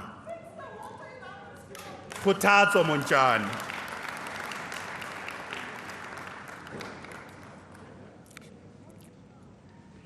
So, honorable members, we are continuing to invest in this area of sports and the creative industries, but we can tell you it was severely hit by the COVID pandemic. I know there are many aggrieved artists and sportsmen and women who feel we really need to open up. We need to open up as the situation of COVID is under control. They want to return to performances. They want to return to the stadia. We need to open up. And there are also those who feel they did not receive the support. We know there were many more who were not covered by us. But we say to those we could not cover, re-inailing matsoho metsing. It was not our intention to exclude you. We could only cover so many amongst you. Gauteng province is a province that attracts the most international migrants and migrants from across the continent and the Republic, from across the provinces. In-migration is a big issue into our province. So we welcome the announcement by National Cabinet that firstly, because there's no country that will not have migrants, but we want migrants in South Africa who are here legally in our country, who are documented. Migrants, we know they are in this country, they are operating in these sectors. And we also welcome refugees in our country, but they should be documented, they are welcome. But the big problem we face is that the porous borders are a problem in our country. So national government has announced an intervention to strengthen border security and border control to also enforce our immigration laws. And I say, as the provincial government, this is a matter of great concern. We go everywhere in Gauteng. The question of illegal migrants is featuring everywhere. It is featuring everywhere in our province.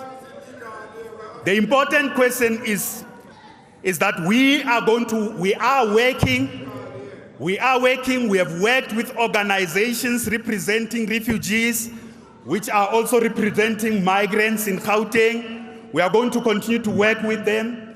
We want to work with them. We want to make sure that we work together and ensure they are all in our province properly, in our country, safely and legally. But we also want to ensure that our state provides security to the borders and security to its own citizens. And for that reason, we don't want citizens to take the law in their own hands. It is the job of government to do border security, but also safeguard citizens. It's the job of government and law enforcement agencies. We want to work with civil society organizations that are also concerned about this issue of migration, including illegal migrants. We want to work with them. I want to emphasize we want to work with them. But nobody should resort to violence. Nobody should take the law into their own hands, and the law enforcement officers must do their job. And people should not be attacked or killed because they are foreign nationals. We must work together to make sure that we address migration. Is a big problem all over the world today. So the law enforcement agencies must do their work. The state must do its work. Civil society partners must do their work, and we must work together to address this issue.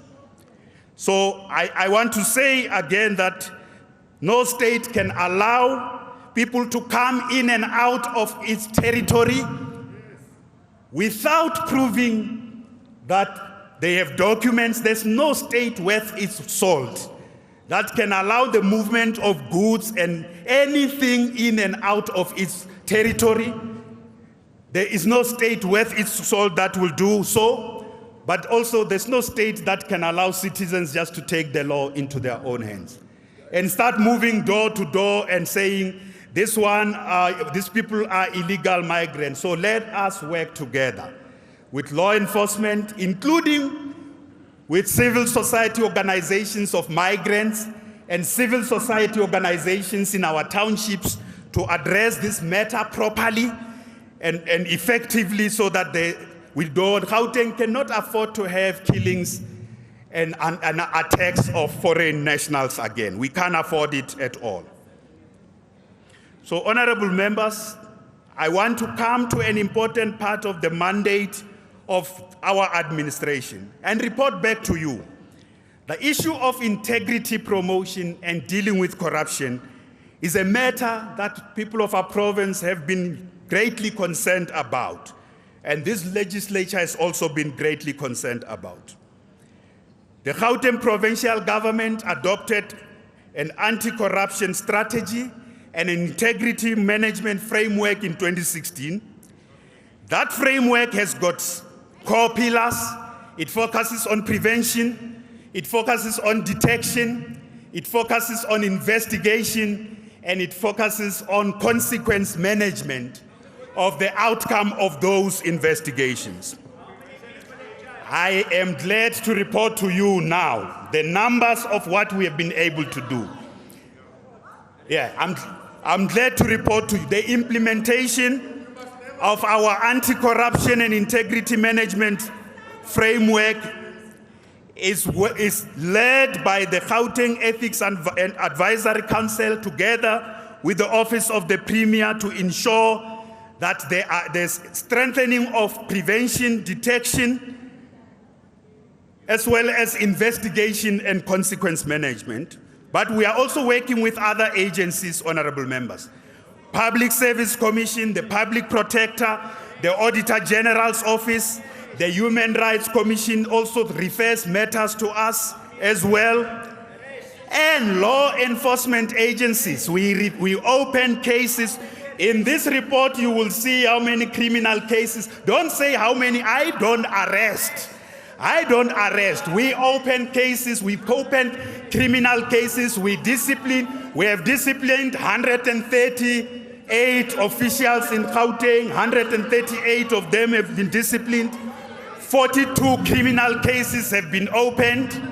And law enforcement, the criminal justice system, including the prosecution authorities and our courts, are busy following up. We are working with the Special Investigation Unit. The Special Investigation Unit has done a lot of investigations. We have seen those.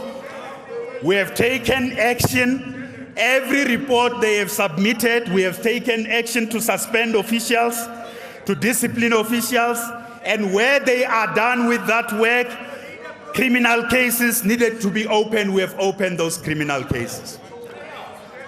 We have implemented every recommendation from the Auditor General around investigations. We have implemented those in departments where the Auditor General has said you have a problem of supply chain. Let me report to you what we have done. I did that the last time. All supply chain officials are now being vetted. They are subjected to vetting. Senior management are also subjected to vetting in this province as part of detection and prevention. We are also, when the public protector submit a report in Gauteng, you can ask the Special Investigation Unit. You can ask the Public Service Commission. You can ask the Public Protector. You can ask the Auditor General. Every report they submit to us and say, take this action, we take that action. We implement consequence management in Gauteng Province. I am reporting to you today on the actions we have taken, because you will get the full detailed report, department by department, case by case, the cost of consequence management. And that report is ready, honorable members. That report is ready, and in this State of the Province address, I want to assure the people of Gauteng, this provincial government takes action when there are issues identified by the various institutions. Of course, we can't send people to jail because there are other agencies that must do that job. The prosecution authority, the courts must preside over that. And our system of consequence management is to ensure that disciplinary action is taken, and where cases must be opened criminally, people must be criminally charged, we do so. So I am very glad that you will see this provincial administration is really taking action on issues of integrity. So, honorable members, you know that we have introduced the open tender system, which was undermined during COVID. There's no retreat on the open tender system. There's no retreat. Consequence management is action you take, disciplinary action, including charging people criminally. That's what you have heard about consequence management. You don't know what it means. You suspend officials, you discipline them, and you also you follow up with the SIU, Assessed Forfeiture Unit, to retrieve the money that has been lost. That's what our report says, to recover and retrieve the money. So that's extremely important for you to know. Don't just say consequence management because you don't know what it means. So, honorable members, me and the Gauteng Ethics Advisory Panel will release that report after the State of the Province address. The report will say exactly what I'm telling you. The issues that are coming from different investigations, different recommendations, what action has been taken on those issues. So it's absolutely important, honorable members, honorable members, I have said to you before that we do vetting, and the lifestyle audits is something we were the first province to really talk about and ask the State Security Agency. Let me give you an update. Members, can we have order? An update. You want an update? Thank you. You do want an update. You want an update? Thank you. You don't want an update?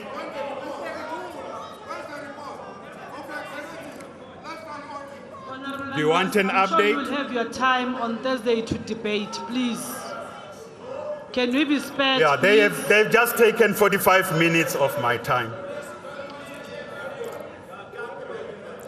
So, honorable members,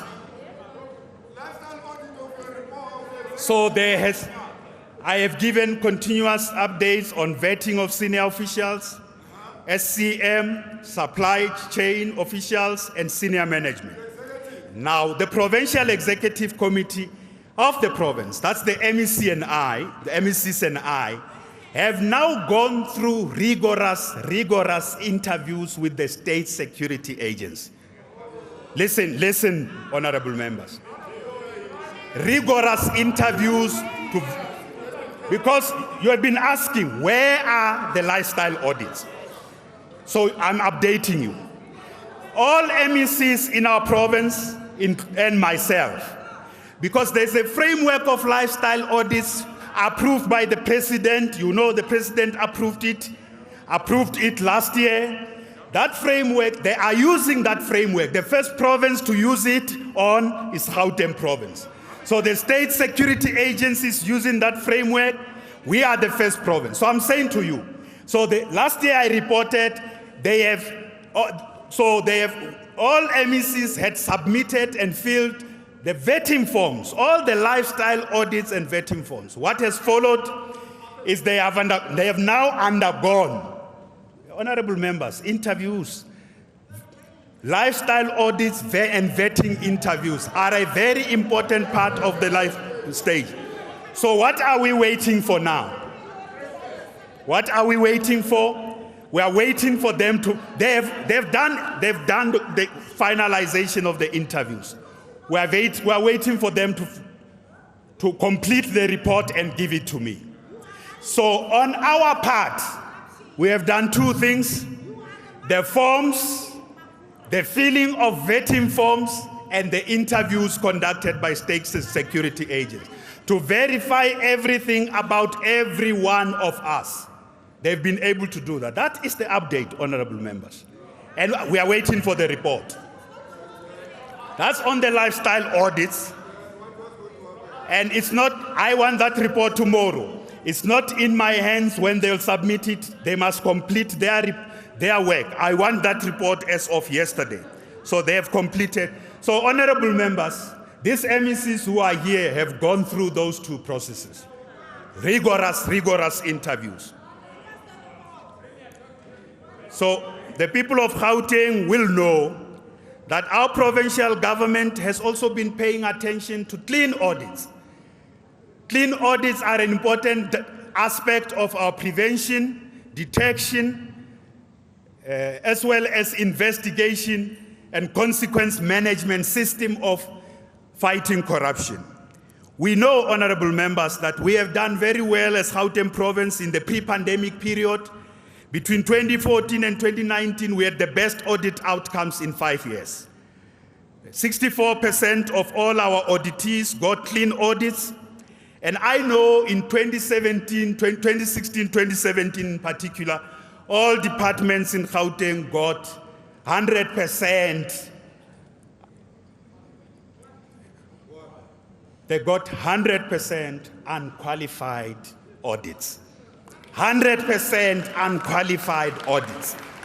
In the past 2 years, we had 1 year of regression, but this year I am glad to report that we have three new candidates that have joined the family of clean audits in the new financial year. The Department of GDAT, the Liquor Board, are new candidates that have joined our clean audits family. So let me say, honorable members, we are also paying attention to cleaning up departments that had very adverse reports. The Department of Human Settlements had very adverse reports. We are following up, progress is being made. We are dealing with the disclaimers.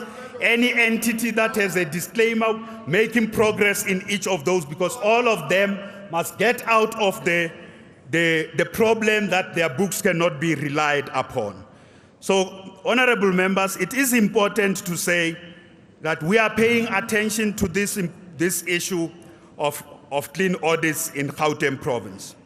I've already reported that investigations by the SIU, every one of those outcomes of those investigations, we have acted on them, and others that still require disciplinary processes, those are underway. And we are not going to retreat on that matter. It doesn't matter.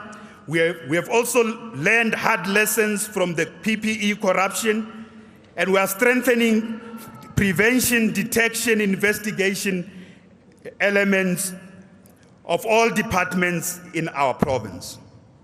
So it is therefore critical that whatever is raised, honorable members, about no, there is no action, you will see the action that is being undertaken.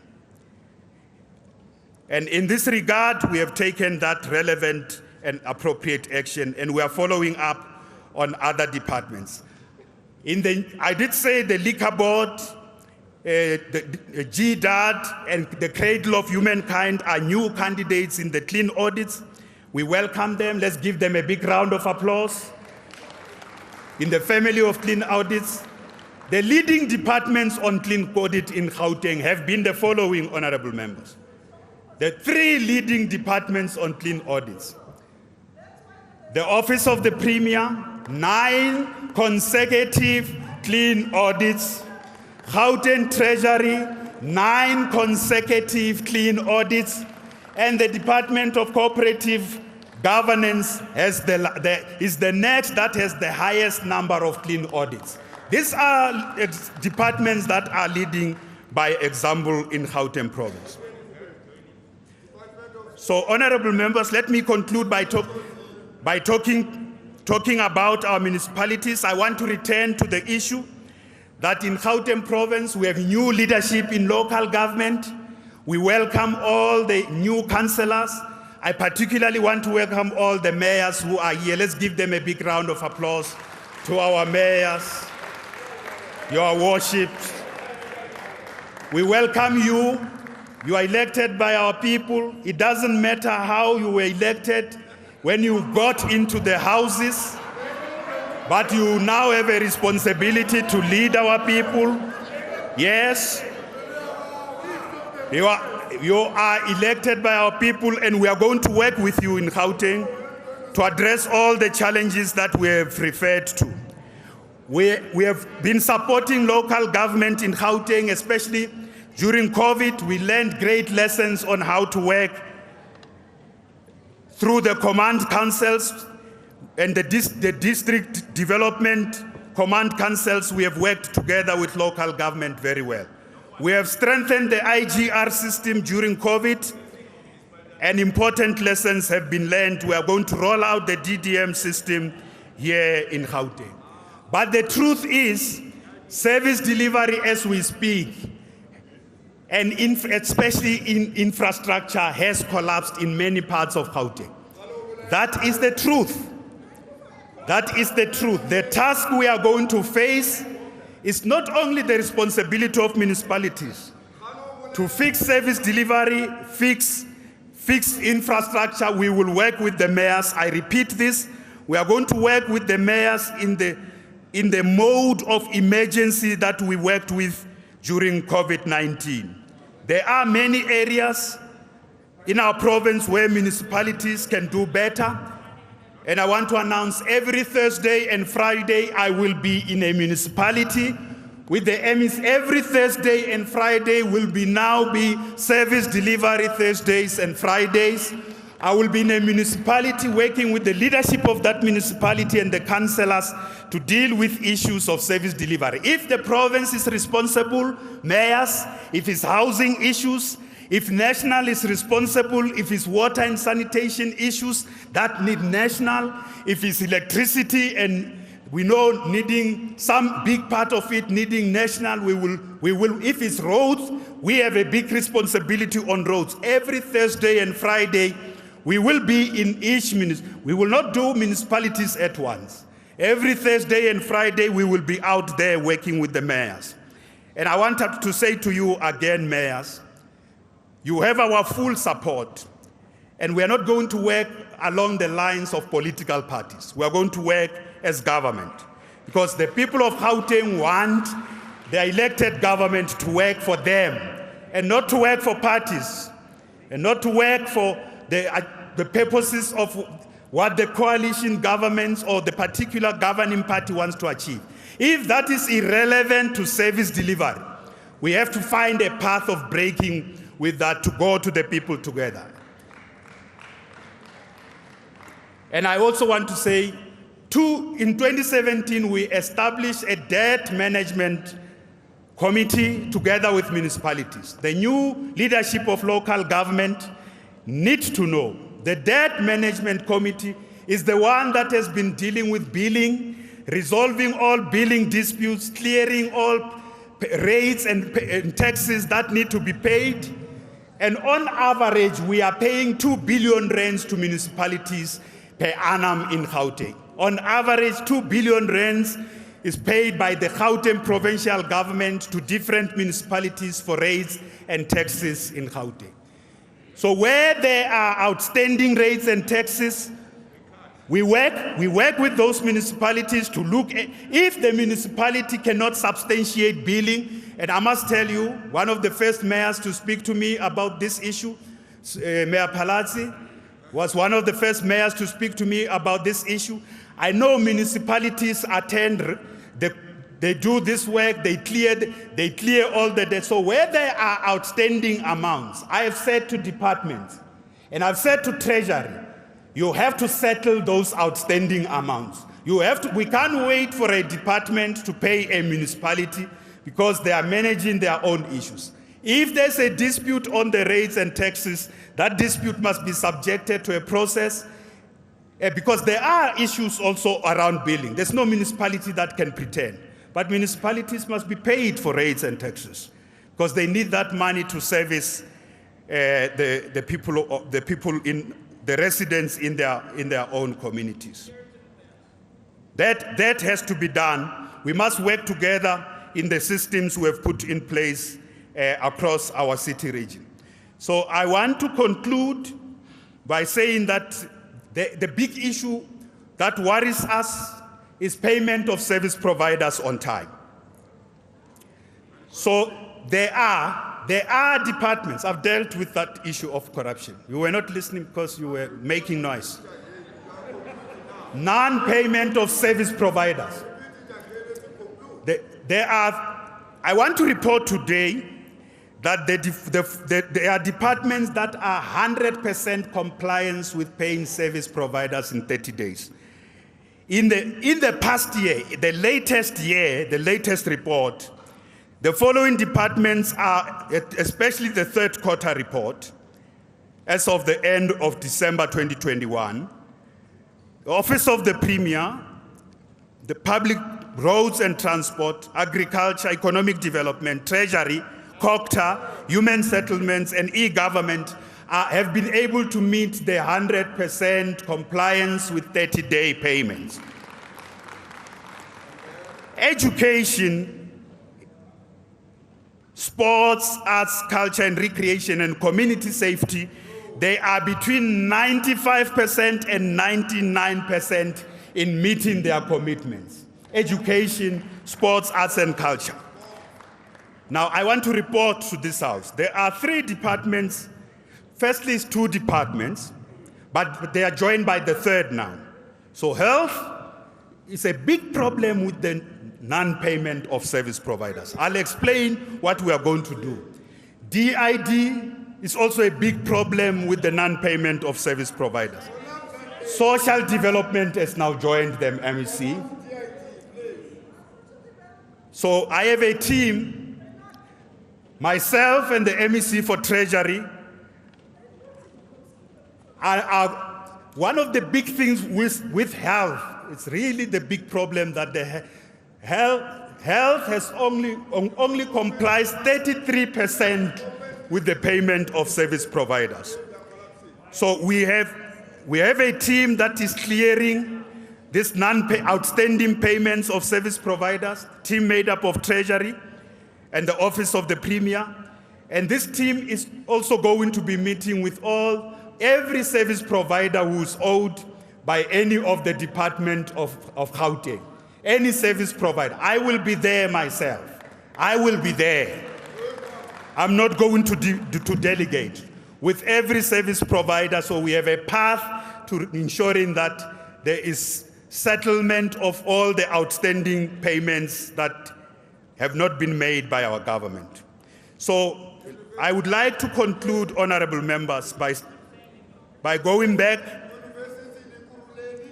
I want to conclude by going back to saying that we will rebuild our province brick by brick.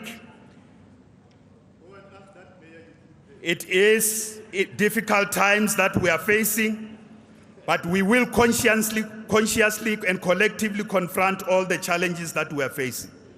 I want to reassure the people of our province that we are aware that some of the social and democratic gains made in the period 1994 and 2019 have been severely reversed in the last 2.5 years. That includes the erosion of quality of life amongst people. That includes the increasing levels of corruption, blatant, and we are glad that the state capture report is getting finalized and the last set is coming out. In this province, as I say to you, the report that the Gauteng Ethics Advisory Council is going to release with me will demonstrate to you in each case, in each area, what consequence management has been done or is being done.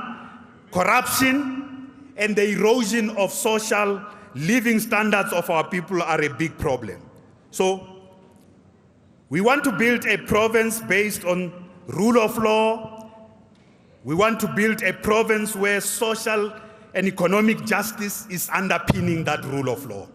So rule of law, we are a constitutional democracy based on rule of law, but the nature of our constitutional democracy is that it's also based on social and economic justice. You can't separate those. Rule of law and social and economic justice is what characterizes the nature of our constitution. Transformative constitutionalism is what characterizes the nature of our constitutional democracy. So don't separate the two. We wish to reassure the people of our province. We have now reordered our priorities. The number one priority is economy and jobs. Service delivery is a critical area of focus. Confronting corruption in all its manifestations, dealing with crime and building a capable state, and going in every area in our province to fix the infrastructure and service delivery backlogs is what we are going to do. I reiterate that we can only move forward together by ensuring that no one is left behind, as our president says. I want to thank the people of Gauteng for the trust and responsibility bestowed on us in the past 8 years. Let me say that we are not perfect. I am not perfect. But one thing must be clear. We are honest and sincere and committed to serve the people of Gauteng with utmost integrity. To serve our people with utmost integrity. And we thank you very much for the opportunity to have served you and will continue to serve you in the next 2 years of the remainder of our term of office. God bless you abundantly.